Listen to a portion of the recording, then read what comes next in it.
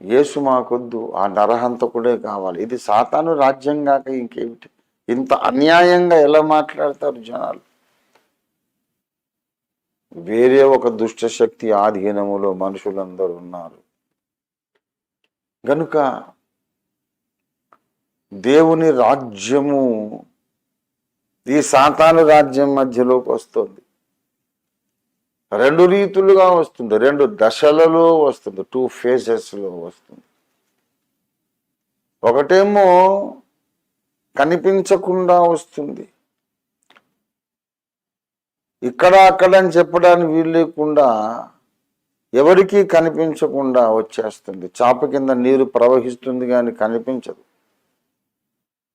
ఈ చివరి నుంచి ఆ చివరికి వెళ్ళిపోతుంది, చాపలాగే ఉంటుంది, చాప కింద నీరు అలాగ వ్యాపిస్తుంది దేవుని రాజ్యం. రెండవ దశలో ఇదిగో ఆయన మేఘారూఢుడై వచ్చుచున్నాడు, ప్రతి నేత్రం ఆయన చూచును. అది కూడా జరుగుతుంది, ఎందుకంటే రెండు బైబిల్లోనే ఉన్నాయి.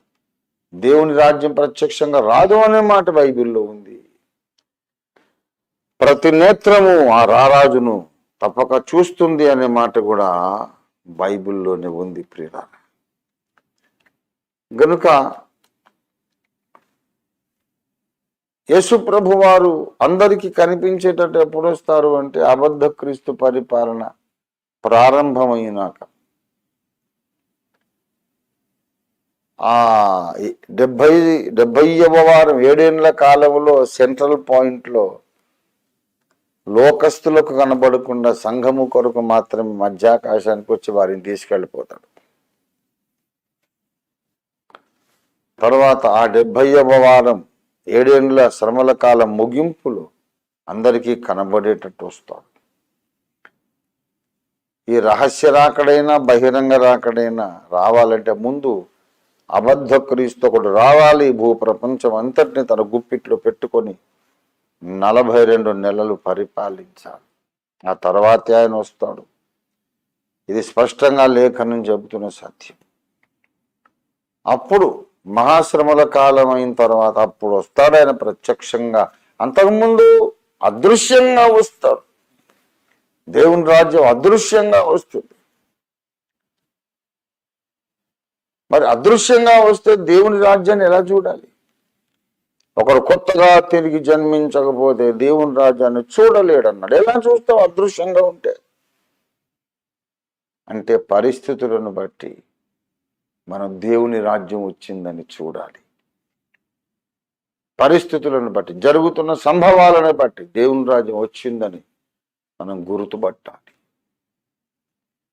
ఎలా గుర్తుపట్టాలి అంటే ఈ లోకమును తన బంధకాలలో తాను కట్టిన కట్లలో బంధించి వేసి ఏలుచున్నటువంటి ఆ సాతానును దేవుడు బంధించి వాడి కార్యాలను భగ్నము చేయడమే, వాడి కార్యములను, సాతాను కార్యములను లయము చేయడమే దేవుని రాజ్యము రావడం. దేవుని రాజ్యం రావడం అంటే అర్థం ఏంటో యేసు ప్రభు వారు చెప్పారు. మత్తయి సువార్త 12వ అధ్యాయము, మత్తయి సువార్త 12వ అధ్యాయము దయచేసి 28వ వచనం, 12:28.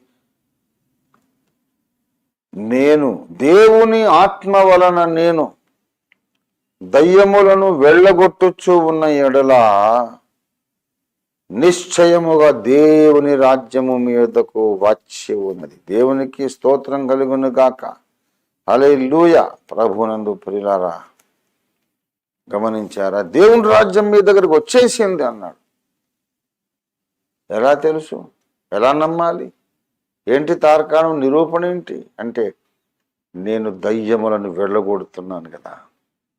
అప్పటిదాకా దయ్యాలు ఒక మనిషిని ఆక్రమించుకొని చేయరాని పనులు వాడి చేత, చేయకూడని పనులన్నీ చేయించి సమాజానికి వాళ్ళు ఒక చీడ పురుగుగా, కీడు చేసేవాడిగా తయారు చేసి అనేక మంది వ్యక్తులను దయ్యాలు వశపరుచుకొని వాళ్ళను పాడు చేసి వాళ్ళ ద్వారా లోకాన్ని పాడు చేస్తూ ఉంటున్న సమయంలో యేసయ్య వచ్చి ఆ దయ్యానికి ఆజ్ఞాపించాడు. వాడిని వదిలేసి వెళ్ళిపో యేసు నామంలో మనం కూడా చెప్తే వెళ్ళిపోతాడు వాడు. అప్పుడు యేసయ్య వేరొకని నామం అక్కర్లా, యేసు ప్రభు నోట వెళ్ళిపో అనే మాట వస్తే వెళ్ళిపోయేది. ఇప్పుడు మనకు సొంత అధికారం లేదు కాబట్టి యేసయ్య నామంలో మనం చెప్పాలి. మరి యేసయ్య ఎవరి నామంలో చెప్పాడు? ఆయన నామమే. వెళ్ళిపో అన్నాడు, అంతే వెళ్ళిపో. ఎందుకంటే యేసు ప్రభు వారి అధికారానికి ఆ దయ్యాలు కూడా లోబడ్డాయి. ఈయనే సర్వాధికారి అని ఆ దయ్యాలు గుర్తుపట్టినాయి. ఈయనే మమ్మను కూడా సృజించిన వాడని అవి గుర్తుపట్టినాయి. మమ్మను సృజించిన దేవుని మీద మేము పరలోకంలో తిరుగుబాటు చేసి వచ్చాము. ఏ దేవుని మీద మేము పరలోకంలో తిరుగుబాటు చేశాము, ఆయనే ఈయన నజరేయుడని యేసు అని అవి గుర్తుపట్టినాయి. ఇంకా వాటికి వేరే ఇంకా మాట్లాడడానికి అవకాశం లేదు. యేసయ్య చెప్పాడు అధికారంతో, హలో అంటే వెళ్ళిపోయి అధికారముతో దయ్యములకు ఆజ్ఞాపించగా అవి లోబడుచున్నవి. ఇదేమి కొత్త బోధగా ఉన్నది అని ఆశ్చర్యపడ్డారట. మార్కు సువార్త 1వ అధ్యాయంలో 15వ వచనంలో దేవుని రాజ్యం సమీపించి ఉన్నదని యేసయ్య ప్రకటన మనం చూస్తున్నాం.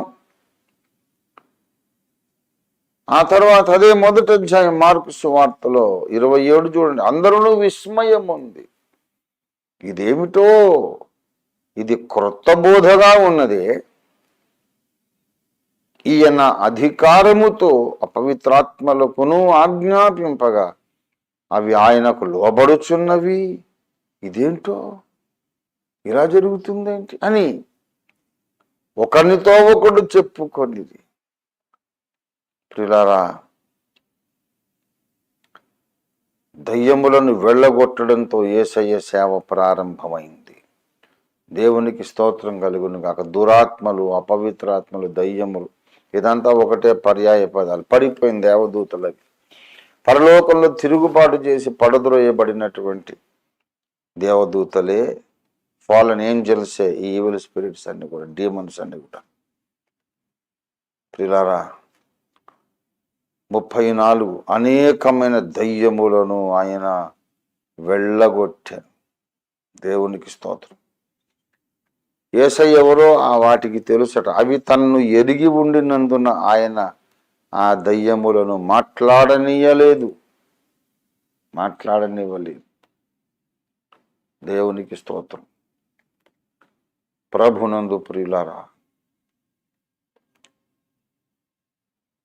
నోరు మూసుకో అన్నాడు. ఎందుకంటే నోరిపితే ఈయన ఎవరెవరో అవన్నీ చెప్పేస్తాయి. పరలోకంలో యేసును సన్నిహితంగా ఎరిగిన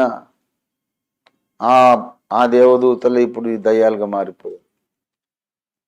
కనుక అప్పుడే తన గూర్చిన వివరమంతా లోకానికి ఓపెన్గా చెప్పడం యేసయ్యకి ఇష్టం లేదు.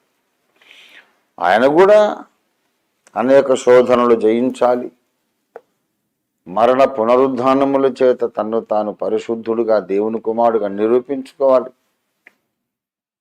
అప్పుడు ప్రత్యక్షత గల మనసున్న వారికి యేసెవరో తెలియాలి. అంతేగాని ఇప్పుడు కాదు, దూరమైండి మాట్లాడొద్దని. అవి లోపడ్డాయి.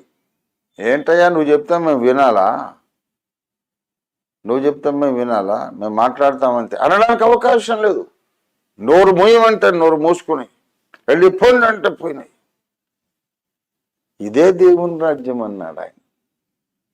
ఎలాంటి బ్రతుకులలో, ఎవరెవరి బ్రతుకులలో సాతాను అధికారం చెలాయిస్తున్నాడు, ఎవరెవరి జీవితాల మీద వాడు కబ్జా పెట్టి దురాక్రమణ చేసి ఎంక్రోచ్మెంట్ చేసి తన ఇష్టం వచ్చినట్టు వారిని ఆడిస్తూ నాశనం చేస్తున్నాడు, అలాంటి వాళ్ళ జీవితాలలో నుండి సాతాను వెళ్ళగొట్టడమే దేవుని రాజ్యం రావడం. మనం గద్దిస్తాం, యేసు నామంలో పొమ్మంటే వెళ్ళిపోతాయి. ఎందుకంటే యేసయ్య నామము సర్వోన్నత నామం అని వాటికి తెలుసు, దయ్యాలకు తెలుసు, వాటి రాజైన దయ్యాల రాజైన సాతానుకు తెలుసు. యేసు అంటే పరిపాలించే నామం, అన్ని నామముల కంటే పై నామము దేవునికి స్తుతి స్తోత్రం కలుగును గాక. హల్లెలూయా, హల్లెలూయా, హల్లెలూయా. ప్రభువా, ఎప్పుడు వస్తుందయ్యా దేవుని రాజ్యం? ప్రభువా, ఎప్పుడు వస్తుంది అంటే వచ్చేసింది బాబు, కనిపించట్లేదా? నేను దయ్యాలను వెళ్ళిపోమంటే వెళ్ళిపోతున్నాయి. బలహీనపరచు దయ్యము, మూగవైన చెవిటి దయ్యమా, ఎన్ని రకాల దయ్యాలు. సేన అనే దయ్యములు పట్టిన వాడు ఒకడు, ఆ వాడిలో వేల దయ్యాలు ఉన్నాయి. పో అంటే పోతాను. సాతాను అధికారము భంగమైపోయింది, భగ్నమైపోయింది. వాడు దొంగతనంగా ఆదాము హవ్వలను మోసం చేసి ఎత్తుకొచ్చిన రాజదండం వాడికి పనికి రాలేదు. ఆ రాజదండాన్ని ఆదాముకు ఇచ్చిన వాడే యేసయ్య. ఆ రాజదండాన్ని వీడు ఎత్తుకొచ్చాడు సాతాను. ఆ రాజదండాన్ని ముందు ఇచ్చిన ఆయన వచ్చాడు, ఇప్పుడు మనిషిగా వచ్చాడు. ఎక్కువ చడి చప్పుడు చేయకుండా వెళ్ళిపోరా, నేను ఆజ్ఞాపిస్తున్నాను వెళ్ళిపో అంటే మళ్ళీ మారు మాట్లాడకుండా కిక్కురు మారకుండా వెళ్ళిపోతుంది. ఈ భూగ్రహాన్ని సాతాను పరిపాలిస్తూ ఉంటుండగా ఒరిజినల్ ఓనర్, అసలైన స్వంతదారు అయినటువంటి ఆ దేవదేవుడు, దేవుని యొక్క అద్వితీయ కుమారుడు, ఆయన నరావతారిగా వచ్చి సాతాను అధికారం ఇక నడవదు, నా మాటే నెగ్గాలి, నా మాట అమలు చెయ్యాలంతే అని అంటే ఇక మనుషులు ఎదురాడలేరు, దయ్యాలు ఎదురాడలేరు. ప్రత్యక్షంగా కార్యాలు జరుగుతున్నాయి, దయ్యాలు వెళ్ళిపోతున్నాయి, రోగాలు నయమైపోతున్నాయి, చెడిపోయిన బ్రతుకులు బాగవుతున్నాయి. ఇదే దేవుని రాజ్యం. ప్రభునందు ప్రియులారా, ఇవాళ సువార్తకున్న వ్యతిరేకత అంతా ఏంటనుకున్నారు? సువార్తకు ఎందుకండి ఇంత వ్యతిరేకత? అసలు బొత్తిగా అన్యాయంగా మాట్లాడుతున్నారు. ఒక నాస్తిక మహాశయుడు ఒక ఆయన చెప్తాడు, మత సంబంధమైన భక్తి భావాల చేత సమాజం మారదండి, నాస్తిక భావాలతోనే సమాజం మారుతుందని చెప్తున్నాడు. చాలా మహానుభావుడు ఆయన. కానీ ఎంత అన్యాయంగా మాట్లాడాడు. ఆయన చెప్పిన మాట న్యాయమా, సత్యమా చెప్పండి? ఏమండి, దైవభక్తి, దేవుని యందు కృతజ్ఞత, భయము, భక్తి, ఆరాధన, ఇలాంటి భావాల చేత సమాజం మారదండి అంటున్నాడు. నాస్తికులుగా ఉన్నోళ్ళే సమాజాన్ని మార్చగలరట. నాస్తికత్వ భావాలతోనే సమాజం అభివృద్ధిలోకి వస్తుందట. ఎంత దారుణం! సైంటిస్టులందరూ బైబిల్ బిలీవింగ్ క్రిస్టియన్స్ గారా? ఆయనకు తెలియదా? గెలీలియో, కోపర్నికస్, ఐజాక్ న్యూటన్, వీళ్ళందరూ, even Albert Einstein, he believed in God. Einstein was not a Christian, but he believed in God. క్రైస్తవ విశ్వాసి కాదు, కానీ దేవుని ఎందైతే నమ్మకం ఉందో ఆల్బర్ట్ ఐన్స్టీన్కి. సమాజంలో ఏ కాస్త అభివృద్ధి వచ్చినా నాస్తికత్వంతోనే వస్తుందంట. దేవుడున్నాడు అని నమ్మితే అసలు అభివృద్ధి వాళ్ళ ద్వారా రాదట. మరి అమెరికాలో నల్ల జాతి వారికి తెల్ల జాతి వారితో సమాన హక్కులు కావాలని పోరాడి సాధించినటువంటి మహనీయుడు మార్టిన్ లూథర్ కింగ్ జూనియర్. భక్తిపరుడు గాడా? ఆయన సువార్థికుడు, దైవ సేవ కొరకు తరబీదు కూడా పొందాడు, కొంతకాలం సేవ కూడా చేశాడు. తర్వాత సమాజంలో ఈ సంస్కరణ కొరకు ఆయన తను తాను సమర్పించుకుని పోరాటం చేసి అమెరికాలో ఉండే నల్ల జాతి వాళ్ళందరినీ కూడా ఏకం చేసి సంఘటితపరిచి సమాన హక్కులు సాధించలేదా? ఆయన క్రైస్తవుడు, భక్తిపరుడు కదా.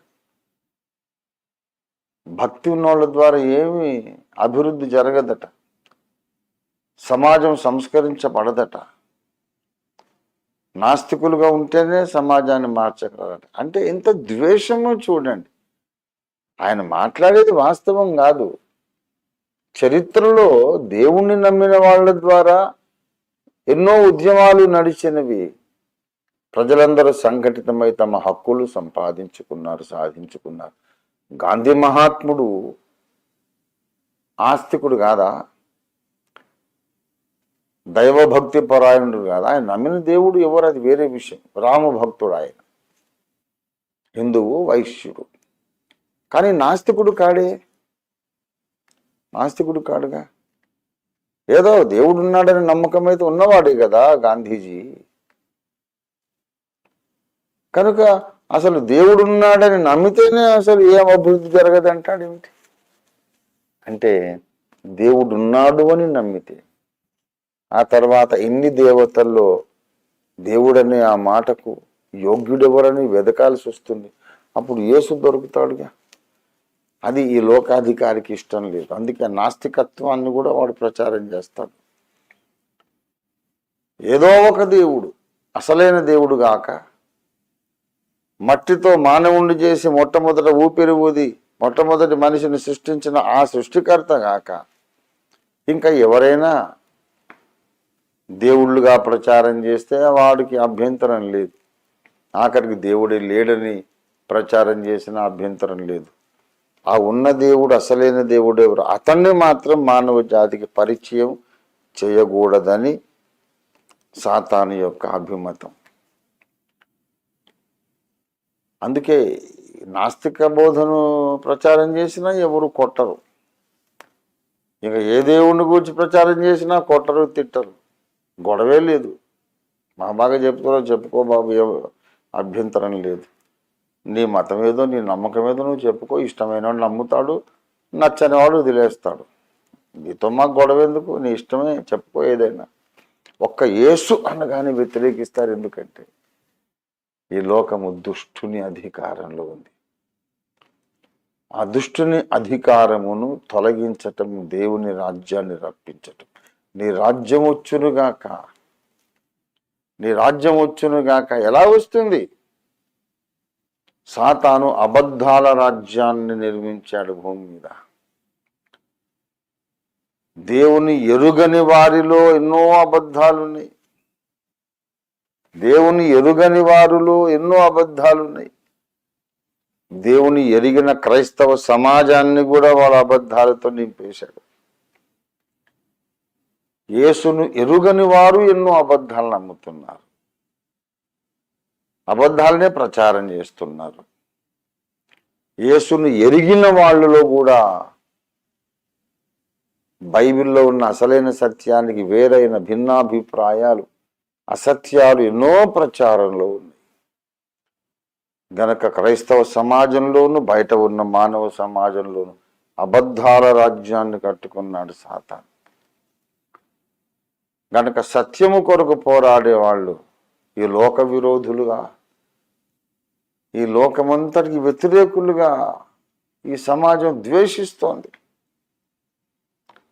వాడొక్కడు మాకు అసలు బద్ధ విరోధండి, వాడొక్కడు మాకు అసలు ఇష్టం లేదండి. సత్యం సత్యం అంటాడు. అవసరమా? ఇప్పుడు నలుగురు నడిచిందే దారి, నేను ఒక్కడిని వేరే దారి నడుస్తానంటే దారి అవుతుంది? అది ఉన్న దారి, 1000 మంది నడిచింది, మనం అందులో నడవాలి. ఇది కాదు ఇంకో దారి నడుస్తానంటే దారి అవుతుందా? నలుగురు నమ్మిందే సత్యము, మతము, అదే ధర్మము. 1000 మంది 1000 సంవత్సరాలు నమ్మిందాన్ని కాదంటాను నువ్వేవాడివి? తప్ప ఇప్పుడు నువ్వు ఆ ప్రశ్నే ఎత్తొద్దు, చర్చ మొదలు పెట్టొద్దు. 1000 మంది దారి నడిచారు, నేను నడుస్తాను అనుకోవాలి అంతే. ఇంత అన్యాయంగా మాట్లాడుతున్నారు. అయితే దీనికి పరిష్కారం దేవుని రాజ్యమును మనం రప్పించాలి. ఎలా రప్పించాలంటే సమాజాన్ని అవిధేయతా స్థితిలో ముంచివేస్తున్న, అవిధేయత బంధకాల్లో బంధించి వేస్తున్న సాతానును మనము బంధించాలి. అదే మత్తయి సువార్త 12వ అధ్యాయము 29. ఒకడు మొదట బలవంతుని బంధింపని ఎడల ఎలాగూ ఆ బలవంతుని ఇంటిలో జొచ్చి అతని సామగ్రి దోచుకొనగలడు. అట్లు బంధించిన ఎడల వాని ఇల్లు దోచుకొనును. బలవంతుడు ఒకడు ఉన్నాడు, సాతాను. వాడు ఈ భూమిని దురాక్రమణ చేశాడు. వాడు బలవంతుడే, కానీ సర్వశక్తిమంతుడు కాదు. వాడికంటే ఎన్నో రెట్లు కొలవలేనంత, కొలతలకు అతీతమైనంత మహాబలం కలిగినటువంటి మహాదేవుడు ఉన్నాడు. ఆయన నామంలో ఈ దురాక్రమణదారును బంధించేయాలి. వాడు కబ్జా పెట్టుకున్నటువంటి మానవాత్మలను బయటికి తీసుకురావాలి. సాతానును బంధించటం సువార్త సేవలో ముఖ్యమైన మొట్టమొదటి ప్రప్రథమ ప్రక్రియ, మొట్టమొదటి జరగాల్సిన ప్రక్రియ. వేదాంత చర్చలు కాదు, చర్చా వేదికలు కాదు, వాదోపవాదాలు కాదు, ముందు జరగాల్సిన ప్రక్రియ ఈ అబద్ధాల రాజ్యం కట్టిన సాతానును బంధించాలి. అబద్ధ అసత్య నమ్మకాలతో, అసత్యమైన నమ్మకాలకు మానవులను బందీలుగా చేసి మానవులను ఆ అబద్ధాలతో కట్టివేసినటువంటి ఆ సాతానుని మనము బంధించాలి. అప్పుడు దేవుని రాజ్యం వస్తుంది. ఒక మనిషి ఉన్నాడు, వాడి తలకాయ నిండా అబద్ధాలు ఉన్నాయి, సాతాను నాటిన అబద్ధాలు. ఆ అబద్ధాలనే వాడు నిజం అనుకుని భ్రమలో జీవిస్తున్నాడు. అసలు నిజమా కాదా అని వాస్తవాలు ఆలోచిద్దామని వాడు ప్రయత్నం చేసినా వాడి కళ్ళకు నిజం కనబడకుండా సాతాను గంతలు కట్టాడు. ఇక వాడితో మనం చర్చా వేదిక పెడితే ఏం ప్రయోజనం? సాతాను వాడిని బంధించేశాడు, గుడ్డివాడిని చేశాడు, కళ్ళకు గంతలు కట్టాడు. చర్చా వేదిక లేదు. వాడు గుడ్డోడు, వాడు అంధుడు, కళ్ళు లేనివాడు. వాదిస్తే కళ్ళు కనిపిస్తాయా? వాడికి కళ్ళు పనిచేస్తాయా? వాదిస్తే మనుషులను అబద్ధములలో ముంచేసిన, అబద్ధ బోధలలో ముంచేసిన సాతానును మనం బంధించాలి. సాతానును బంధిస్తే అప్పుడు ఈ అబద్ధాలు నమ్ముతున్న వాడి మీద నుండి ఆ స్పెల్ తొలగిపోతుంది, ఆ స్పెల్ అనేది వెళ్ళిపోతుంది. అప్పుడు వాడు ఆలోచిస్తాడు, తల విదిల్చుకొని నిలబడి ఏంటంటే ఏదో నేను మిస్ అయినట్టున్నానే ఒక పాయింట్ అని వాడు మళ్ళీ దారికి వస్తాడు. సువార్తకు విరోధంగా జరుగుతున్న ప్రతి పని వెనుక సాతాను శక్తి పని చేస్తూ ఉంది. మత మార్పిడులను నిరోధించాలి, బలవంత మత మార్పిడులు నిరోధించాలట. గౌరవ ఆంధ్రప్రదేశ్ ముఖ్యమంత్రి గారు కూడా చెప్పారు, నెట్లో ఉంది ఆయన మాట. బలవంత మార్పులను మనం అడ్డుకోవాలంటాడు. అంటే ఏంటి? ఆర్ఎస్ఎస్ వాళ్ళని సంతోషపరచడానికి. బలవంతంగా మనిషి ఎవడు ఎవడిని మార్చలేడు అని ఆయనకు తెలీదా? మీ తెలుగుదేశం కార్యకర్తలు ఉన్నారు, ఎవడో బలవంతం చేస్తే కాంగ్రెస్ అయిపోతారా వాళ్ళు? కాంగ్రెస్ కార్యకర్తలు ఉన్నారు, ఎవడో బలవంతం చేస్తే తెలుగుదేశంలోకి వెళ్ళిపోతారా? కమ్యూనిస్టులోకి వెళ్ళిపోతారా? బలవంతం చేస్తే పార్టీలే మారరు, వాళ్ళకి ఇష్టమైతే నచ్చితే మారుతారు, లేకపోతే లేదు. మతాలు ఎట్లా మారుతారు? అంత పెద్ద ఆయనకు తెలీదా? ఆయన గొప్ప మేధావి. బలవంతంగా మార్పులు జరగకుండా మనం అడ్డుకోవాలి. అంటే ఏంటంటే ఈ హిందూ మతోన్మాదము రెచ్చిపోయి కసి మీద ఉన్నోళ్లను ఆకట్టుకోవడానికి మా లాంగ్వేజ్ మాట్లాడుతున్నాడని. వాస్తవానికి ఆ పెద్ద ఆయనకు తెలుసు, బలవంతంగా ఎవరి మతాన్ని మార్చలేరు, అది అసంభవము. ఒక హిందువును బలవంతంగా ఎవడు క్రైస్తవుని చేయలేడు, క్రైస్తవుని బలవంతంగా ఎవడు హిందువుని చేయలేడు. ఎంత బలవంతం చేసినా హృదయములో నాటుకుపోయిన అభిప్రాయాలు మారవు, నమ్మకాలు, అనుభవాలు వాళ్ళు వదులుకోరు.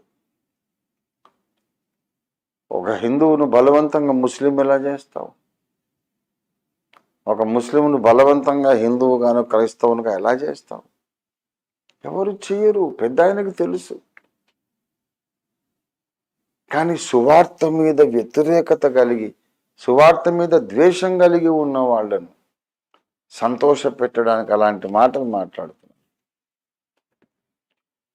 ఈ లోకమంతా సువార్త మీద ద్వేషంతో నిండిపోయింది. ఈ ద్వేషాన్ని కలిగించిన సాతానును యేసు నామంలో మనం బంధించాలి. యేసయ్య అయితే తన నామంలోనే, తన వాక్కు, తన స్వరమే చాలు, దయ్యాలు ఆ అధికారాన్ని గుర్తుపట్టేస్తాయి.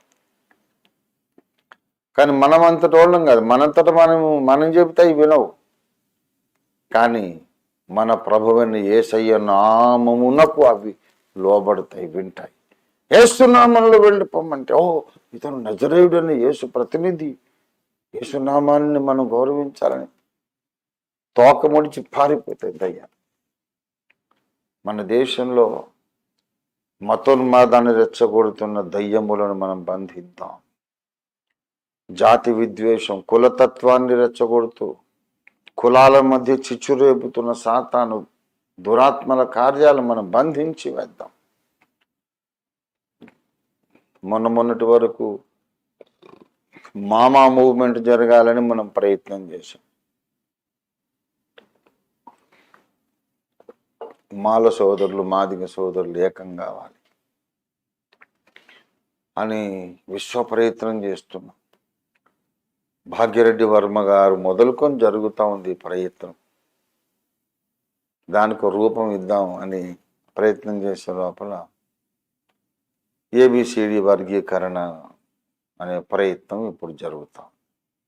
మళ్ళీ ఈ రెండు వర్గాల మధ్యలో పచ్చగడ్డేస్తే భగ్గుమనేటంత ద్వేషము, ఒకరి పట్ల ఒకరికి నమ్మకాలు లేకపోవడం, శత్రువును చూసినట్టుగా ఒకళ్ళను చూసుకోవడం మళ్ళీ స్టార్ట్ అయ్యి,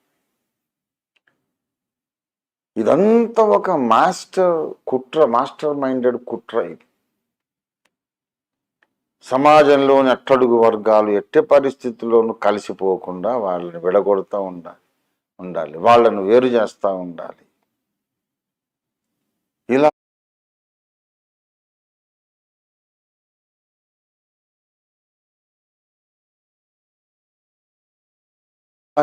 చిచ్చులు పెట్టే వ్యక్తులు ఎవరంటే కనిపించే వాళ్ళు ఎవ్వరు కాదు, అదృశ్య శక్తులు కొన్ని ఇట్లాంటి పనులు చేస్తాయి. అట్టడుగు వర్గాలు ఏకమైపోతే అధికారం వాళ్ళకు వస్తుంది, అప్పుడు మతోన్మాదం ఉండదు. సువార్త పట్ల మనం కష్టపడి బిల్డప్ చేసిన వ్యతిరేకత అంతా పోతుంది. అట్లా ఉండటానికి వీల్లేదు. మతోన్మాదులే అధికారంలో ఉండాలి, మైనారిటీ వాళ్ళే అధికారంలో ఉండాలంటే ఈ మెజారిటీగా ఉన్న దళితులు, మరి నిమ్న వర్గాలు, అణిచివేయబడ్డ వాళ్ళు ఏకం కాకుండా ఉండాలి. దాని కొరకు కుట్రలు చేస్తూ ఉంటాయి దయ్యాలు. ఈ లోకమంతా దుష్టుని యందున్నది. భాషని బట్టి, జాతిని బట్టి ఒకళ్ళనొకళ్ళు ద్వేషించుకునే వాతావరణం దురాత్మలే కలిగిస్తున్నాయి. సువార్త వినగానే నా కొరకు ప్రాణం పెట్టి తిరిగి లేచిన దేవుడా అని ఎగిరి గంతేసి ఆనందంగా, నా కొరకు ఇన్ని బాధలు పడ్డావా తండ్రి, నేనంటే నీకు ఎంత ప్రేమయ్యా, ఎందుకు ఇంత ప్రేమ అని ఆ ప్రేమ చేత ఆకర్షితులై వెళ్లాల్సింది పోయి ఆయన్ని ద్వేషిస్తారు, ఆయన గురించి దూషణగా మాట్లాడతారు. అలా ఎవరైనా మాట్లాడుతున్నారంటే వాడు సాతాను ప్రభావంలో ఉన్నాడు. మనం మనుషులతో ఆర్గ్యూ చేస్తే లాభం లేదు. వీళ్లను ఇలా లాజిక్ లేకుండా తయారు చేసిన సైతానుతో పోరాడాలి, వాడిని బంధించాలి. వాడి ఇంట్లో వజ్రాల కంటే విలువైన వ్యక్తులను చాలా మందిని వాడు బంధించి పెట్టాడు. సైతాను గాని బంధించాలి. వాడు బంధించిన మానవాత్మలను బయటికి తీసుకురావాలి, మానవాత్మల్ని. అది దేవుని రాజ్యం, మనమే దేవుని రాజ్యం, మన ద్వారానే దేవుని అధికారం సమాజంలో పనిచేస్తుంది. యేసుప్రభు వారు దృశ్యరూపకంగా అందరికి కనబడేటట్టు వస్తాడు. అది మునుముందు మహాశ్రమల కాలం తర్వాత వస్తాడు. కానీ ఇప్పుడైతే మన ద్వారా దేవుని రాజ్యం మన ఊర్లో, మన పట్టణంలో, మన జీవించే పల్లెలు, మన సంఘాల్లో, మన కుటుంబాల్లో దేవుని అధికారం అనేది అమలు జరగాలి. దేవుని అధికారమే పరిపాలన సాగించాలి. సాతాను అధికారానికి అంతం పలకాలి. భార్యాభర్తల మధ్యలో గొడవలు పెట్టే దయ్యాలున్నాయి. దేవుని పిల్లల యొక్క వ్యాపారాలను మొత్తం పుట్టి ముంచేసి అవి లాభం రాకుండా చేసి వ్యాపారాలు మునిగిపోయేటట్టు చేసే దయ్యాలున్నాయి. యాక్సిడెంట్లు కలిగించే దయ్యాలున్నాయి. బైబిల్ చదవనీయని దయ్యాలున్నాయి. ప్రార్థన చేయనివని దయ్యాలున్నాయి.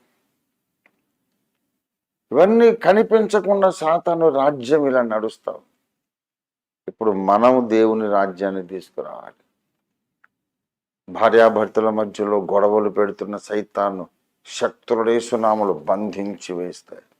వాళ్ళు ఒకటైపోతారు, దేవుని రాజ్యం వస్తుంది. మత్తు మందులకు, డ్రగ్స్కు అలవాటైపోయిన యువతను ఆ మత్తు మందుల వైపు తీసుకెళ్ళేది ఎవరనుకున్నారు? దురాత్మలే. ఆ దురాత్మలను బంధించాలి. వీళ్ళు మత్తు మందుల్లో నుండి విడుదల పొందుతారు. మనుషులను వ్యభిచార తలంపులతో నింపేది దయ్యాలే. వాటిని బంధించి వేస్తే ఈ మనుషుల మనస్సులు దేవుని వైపు మళ్ళుకుంటాయి. ప్రయాణాల్లో యాక్సిడెంట్స్ కలిగించేది ఈ దురాత్మలే, దయ్యాలే. మనం వాటిని బంధించి వేస్తే భక్తులందరూ క్షేమ ప్రయాణాలు చేస్తారు. దేవుడి స్తోత్రం కలిగినగా.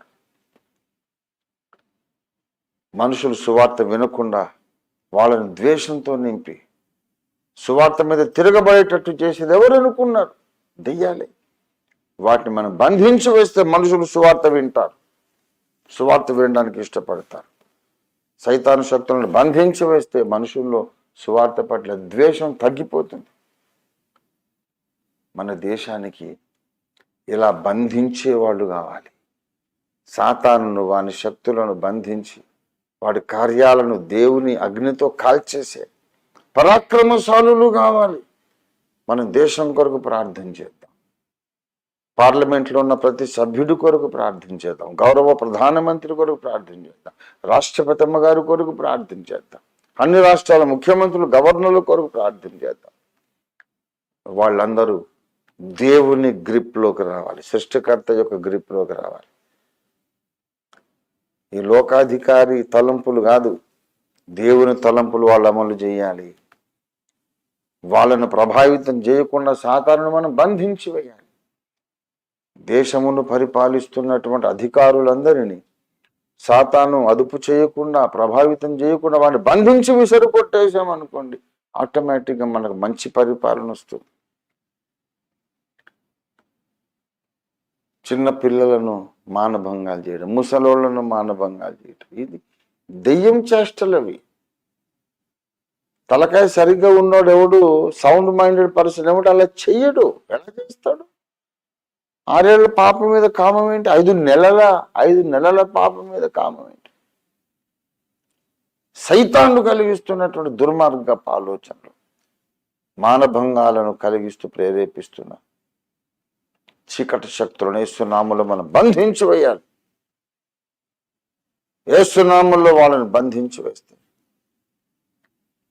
మానభంగం చేద్దామని చెడ్డ చూపు చూస్తున్న వాడికి ఉన్నటువంటి మైండ్ మళ్ళీ మంచి దారికి వచ్చేస్తుంది. చచ్చా ఏంటి ఇట్లాంటి చండాలకు తలంపుంచిందని అనుకుంటాడు వాడు. ఇలాంటి థాట్ వచ్చిందేంటి నాకు ఆ చిన్న పాప మీద? చచ్చా అలా నేను ఆలోచించకూడదు. చక్కని పాప, చిన్న బొమ్మ, ఆమె మీద నాకు కామం ఏంటి చండాలంగా అని కొత్తగా ఆలోచిస్తాడు. ఎందుకంటే వాడి తలకాయ మీద కూర్చొని దయ్యం వెళ్ళిపోయిందిగా, అప్పుడు మనిషిలాగా ఆలోచిస్తాడు వాడు. ఈ సమాజంలోని నేరాలు, ఘోరాలు, దారుణాలు, హత్యలు, మానభంగాలు, ఈ మతోన్మాదం, అమానుష సంఘటనలు, మత విద్వేషాలు అన్నీ సాతాను యొక్క నడిపింపు కింద నడుస్తాం, సాతాను అధికారము కింద నడుస్తూ ఉన్నాయి. సాతానును మనం బంధించి వేయాలి. అప్పుడు దేవుని రాజ్యం వచ్చినట్టే అన్నాడు. దేవుని స్తోత్రం కలుగును గాక. ప్రత్యక్షంగా దేవుని రాజ్యం రావటం కొరకు మనం ఎదురు చూస్తాం. ఇప్పుడు పరోక్షంగా దేవుని రాజ్యాన్ని మన దేశంలో రప్పిద్దాం. ప్రపంచమంతట్లో దేవుని రాజ్యాన్ని అదృశ్య రీతిగానే రప్పిద్దాం. మన కళ్ళారా ఆ మార్పును చూద్దాం. సాతాను పరిపాలనలో ఉన్నప్పటిలా కాకుండా ప్రజలు న్యాయంగా, సమంజసంగా ఆలోచించే ఆ పరిస్థితిని మనం చూడగలిగితే ఇంకా దేవుని అధికారం అక్కడ అమలు జరిగినట్లే, దేవుని అధికారం పనిచేసినట్లే. దేవుని రాజ్యం మన దేశంలోకి రావాలి. అన్ని దేశాల్లోనికి దేవుని రాజ్యం రావాలి. అన్ని కుటుంబాలలోనికి, అన్ని జీవితాలలోనికి దేవుని రాజ్యం రావాలి. సంఘ నాయకులు కూడా, క్రైస్తవ బోధకులు కూడా సత్యాన్ని ఎందుకు ద్వేషిస్తారు? నిష్కారణంగా ఒకళ్ళనొకళ్ళు క్రైస్తవ నాయకులు ఎందుకు ద్వేషించుకుంటున్నారు? సాతాను యొక్క ప్రభావమే. క్రైస్తవ భక్తులు, విశ్వాసులు ఇంకొక విశ్వాసిని నిష్కారణంగా, నిర్హేతుకంగా, అకారణంగా ద్వేషించడం అంటే వాళ్ళు కూడా సాతాను అధికారం కిందనే ఉన్నారు. వాళ్ళలో ద్వేషాన్ని పుట్టిస్తున్న సాతానును మనం బంధించి వేస్తే అప్పుడు ఈ క్రైస్తవులు కూడా కరెక్ట్గా మనుషుల్లాగా ఆలోచిస్తారు. కనుక మనం బంధించటమే మనకు తరుణోపాయం. ఇంకొక ఉపాయం లేదిక. దైవ సేవ జరగాలంటే, దేవుని కార్యాలు జరగాలంటే, దేవుని కార్యాలు కొన్ని ఆటంకాలు తొలగిపోవాలంటే మనకు వేరొక మార్గం లేదు, మనకు వేరే తరుణోపాయం లేదు. ఇది ఒకటే మార్గం. దుష్టుని బంధించాలి, పరోక్షంగా దేవుని రాజ్యాన్ని తీసుకురావాలి. దయచేసి రండి, మనం ప్రార్థన చేద్దాం. క్రైస్తవులు అప్పుల బాధలో మునిగిపోయేటట్టు చేస్తున్న దయ్యాలను మనం బంధించేద్దాం. సాధారణ మానవ సమాజంలో సువార్త పట్ల ద్వేషము కలగడానికి వాళ్ళలో అసత్యాలు ప్రచారం చేస్తున్న చీకటి శక్తులను ఇవాళ బంధించి వేద్దాం.